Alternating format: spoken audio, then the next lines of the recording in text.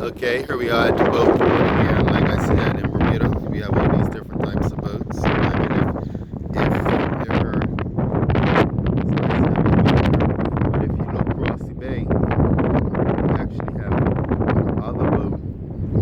other boat yards where you have options of keeping your boats. You feel me? You know what I mean? So I wanted to point that out to you. Like, and this is St. George's Harbour. So you have different options of keeping your boats. But over there now, you could keep your boat over there.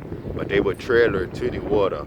They ain't got the luxury of the big crane and taking your boat right off the stands and putting it right in the water at the wheel.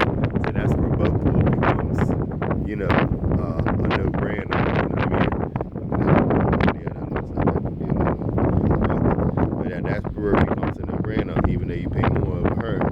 But they put your boat right in the water, you can come for it. They will put your boat in the water too, but it ain't as timely and as easy because they will have to trailer it. But these ones I came up with a good plan. I like it. Good plan. I like it. I'm feeling it.